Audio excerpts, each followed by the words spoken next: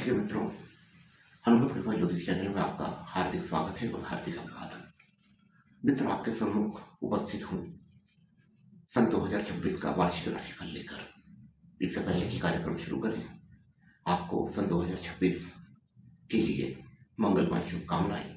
ईश्वर से प्रार्थना करता हूँ कि ये वर्ष आपके लिए उन्नतिदायक हो, सर्व प्रकार से आपकी वृद्धि हो, आप उन्नति के चरम शिखर पर पहुंचे, हर अभिष्ट इच्छा की आपकी पूर्ति इस वर्ष हो।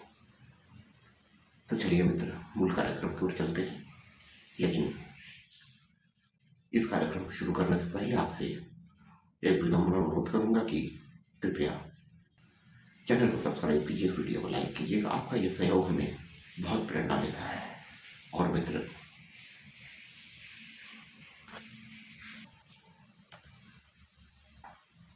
इस वीडियो में आपके लिए बहुत कुछ है, कुछ सावधानियां हैं और उपाय भी है। मित्र, एक सूचना और आपको दे दूं कि हनुमत कृपा ज्योतिष में सभी ज्योतिषी सेवाएं निःशुल्क है। हम प्रत्यक्ष या अप्रत्यक्ष रूप से किसी भी प्रकार का कोई शुल्क नहीं लेते हैं।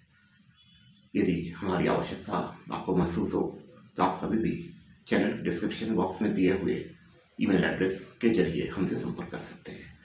तो चलिए मित्र, मूल विषय की ओर चलते हैं कि 2026 तुला राशि के मित्रों के लिए कैसा होगा। मित्र, ये साल अगर पूरी तरह से अवलोकन करें तो ये आपके लिए बहुत ही अच्छा साल है, एक सुनहरा साल जिसे कहेंगे। अब होगा क्या क्या ये भी विस्तार से मैं आपको बता रहा हूँ। सर्वप्रथम देखिए, अगर स्वास्थ्य की दृष्टि से बात करें तो इस वर्ष स्वास्थ्य से संबंधित कोई भी परेशानी आपको नहीं होगा। इस ढंग की कोई भी संभावनाएं हमें नहीं दिख रही है।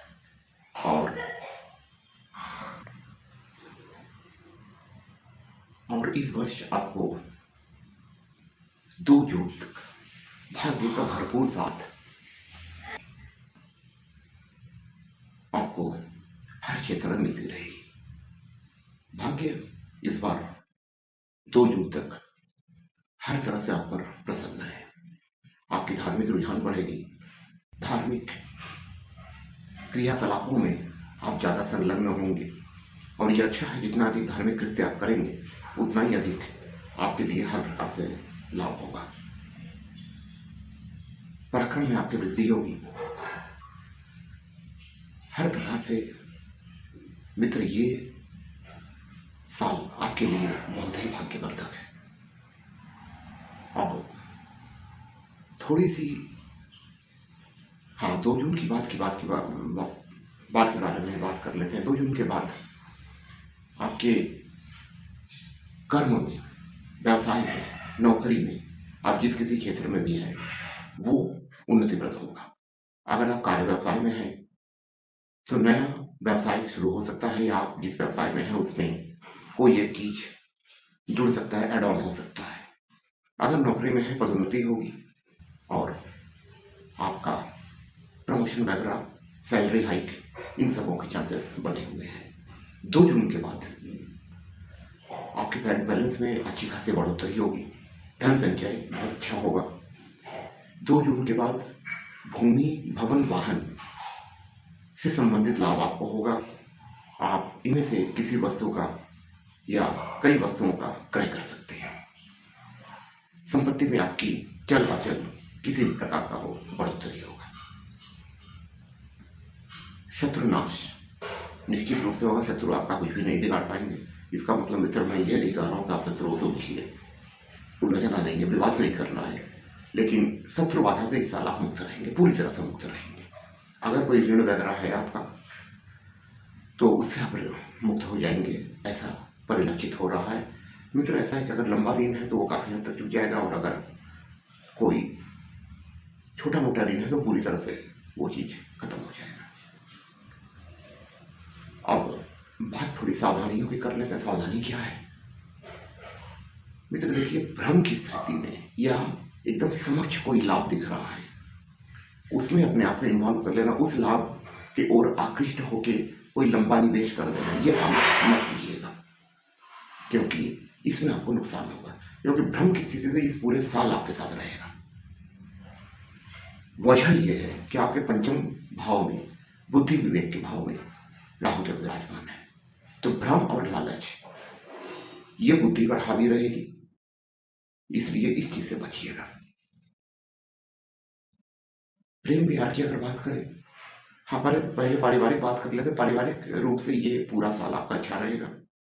माता के साथ संबंध मधुर होंगे, खासकर 2 जून के बाद तो बहुत ही ज्यादा होगा। पारिवारिक दृष्टि से मधुर समय आप बिताएंगे। जीवन साथी के साथ प्रेम बढ़ेगा। अगर विवाहित है तो, और अगर अविवाहित है तो विवाह की संभावना बहुत ज्यादा बनेगी। आप बात कर ले प्रेम प्यार की, तो इसमें थोड़ी अनबन हो सकती है, डिटैचमेंट हो सकता है, अलगाव हो सकता है, इसलिए इस बारे में थोड़ा सावधान रहिएगा। दूसरी बात यह है कि अपने बच्चे के पढ़ाई पर खासकर बहुत ध्यान रखिएगा, क्योंकि मन भटकेगा बच्चे का पढ़ाई से। और अगर बड़ा बच्चा है तो उसके साथ संगत कैसे चल रहे हैं, इस पर विशेष ध्यान रखिएगा, क्योंकि गलत संगत में पड़ जाए इस ढंग की संभावनाएं परिलक्षित हो रही है। ये एकदम स्पष्ट तौर पर दिख रहा है कि संतान से संबंधित दिक्कतें इस वर्ष आपको होगी।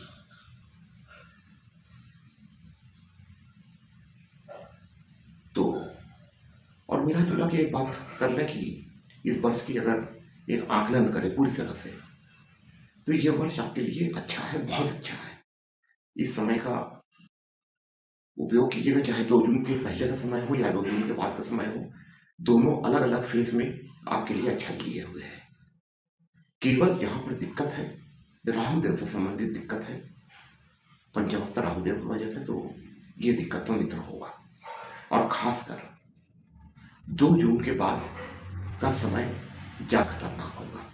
जो चीजें मैंने बताया आपको, भ्रम से संबंधित, संतान से संबंधित, प्रेम से संबंधित, ये 2 जून के बाद ज्यादा होगा। 2 जून के पहले बहुत ज्यादा नहीं होगा, क्योंकि देवगुरु बृहस्पति की दृष्टि राहु पर है, इसलिए बहुत ज्यादा तो काम बिगाड़ने नहीं देंगे। हाँ, 2 जून के बाद का समय दिक्कत करेगा। तो इस समय उस 2 जून के बाद के समय अवधि में बहुत ज्यादा सतर्क रहिएगा।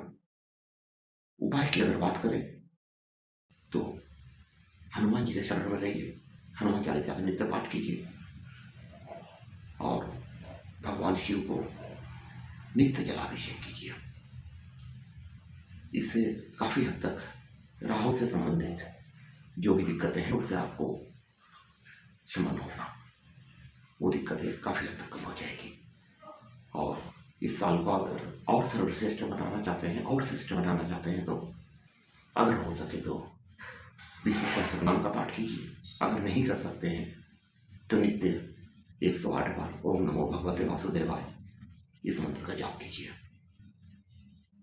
इससे आपका ये वर्ष बहुत श्रेष्ठ होगा। आपको एक बार फिर से 9 वर्ष की हार्दिक शुभकामनाएं। और मित्र, आपसे विदा लेने से पूर्व आपसे फिर से अनुरोध करूंगा कि कृपया चैनल को सब्सक्राइब और वीडियो को लाइक कीजिएगा। आज के लिए यहीं तक। ईश्वर से कामना करता हूँ कि आपका समय बहुत शुभ हो। राम राम।